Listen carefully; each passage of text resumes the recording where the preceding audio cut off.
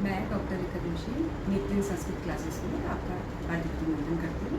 व्याकरण की इस सीरियल में या व्याकरण की जो अध्ययन हम जो कर रहे हैं उसमें हम लोग समास कर रहे हैं व्याकरण में, और समास में हम लोगों ने केवल समास कर लिया, अब विभाव समास कर लिया।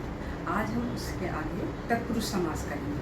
तो आपने वो देख लिए ना, वो उनकी कंडीशंस जो महर्षि पाणिनि ने बताई थी, एक बार फिर से लर्न कर लीजिएगा और आज तत्पुरुष समास करेंगे। तो चले फिर करें शुरू। चलिए, ये है पार्ट 14 है ना, अर्थ तत्पुरुष समास है। ठीक है, तत्पुरुष समास किसे कहते हैं? Determinative compound.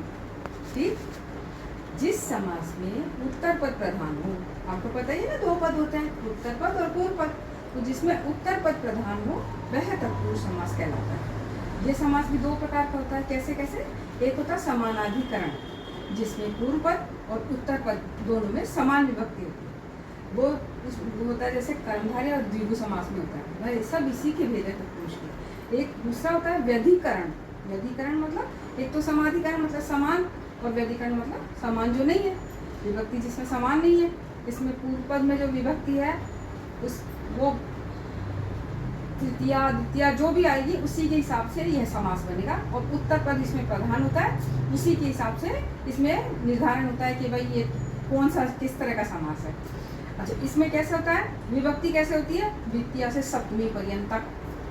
द्वितीया से सप्तमी, प्रथमा को तो हम वो मानते हैं भी होते हैं, प्रथमा विभक्ति तो नाम के हिसाब से होती है। जैसे किसी भी क्या भी नाम हो या कुछ भी हम शुरू करें तो उस प्रथमा विभक्ति से करते हैं, इसलिए इसमें द्वितीय से लेकर सप्तमी तक जो भी होगा वह तत्पुरुष समास कहलाता है। और इसमें उत्तर पद प्रधानस्थ है तत्पुरुष है। उत्तर पद जिसमें प्रधान होता है वह तत्पुरुष कहलाता है, और विभक्ति से ही इसे पहचाना जाएगा, क्योंकि तभी हम बता देंगे द्वितीय विभक्ति लगाइए, इसलिए द्वितीय तत्पुरुष है, तृतीय लगाएंगे तृतीय तत्पुरुष है। इस तरह से होगा ना। जैसे कृष्ण श्रित है, कृष्ण श्रित है, ये इसमें द्वितीय वाला कैसे है? कृष्णम श्रित है। ऐसा जब हम इसको खोलेंगे तो इस तरह से बनेगा कृष्णम श्रित। ये तो लौकिक। अब अलौकिक के लिए कैसे करते हैं? कृष्ण अम श्रित सु।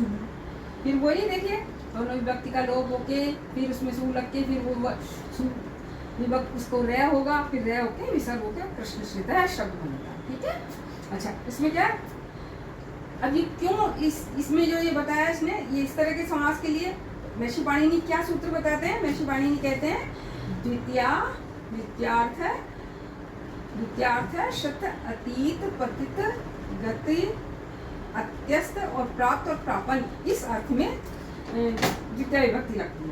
ठीक है, और उसको द्वितीय समास कहेंगे। अब जैसे देखिए, इसने कहा, इन्होंने बताया द्वितीयांशित अतीत पतित गत और अत्यस्त। अत्यस्त मतलब होता है फेंका हुआ, और प्राप्त और आपन, आपन मतलब पड़ा हुआ। इस तरह से इन्होंने उसको बताया। सात प्रातिपदिकों का सुबंत के साथ जो समास होता है विभक्ति के अनुसार, वो द्वितीय तत्पुरुष से लेकर सप्तमी तक आएगा। ठीक है। जैसे कैसे? दुखातीत है, दुख को पार कर गया, तो फिर दुखम अतीत है, फिर वही दुख अम अतीत सु। इसी तरह ये तो हुआ, एक तो बताया था श्रित, एक अतीत, एक बताया पतित। देखिए ये पतित है ना, देखिए पतित, तो पतित के लिए कैसे कहते हैं? नरका पतित है, नरक में गिरा हुआ। कैसे करेंगे? नरकम पतित, फिर वही नरक अम पतित और सु। इस तरह से आज हमने द्वितीय व्यक्ति शुरू की है। उसमें हमने इसकी महर्षि पाणिनि के हिसाब से हमने 3 कंडीशन कर लिए। एक श्रित कर ली, और देखिए एक श्रित कर ली, अतीत कर ली और पतित कर ली, 3 कर लिए, नरकम पतित। अब जो ये बताया, दो जो आगे जो है वो हम अगले एपिसोड में करेंगे, आपको बताएंगे कि वो 3 और कौन कौन सी कंडीशन है जिसमें द्वितीय विभक्ति लगती है और उसे द्वितीय तत्पुरुष कहा जाता है। आज के लिए इतना काफी। नमस्कार।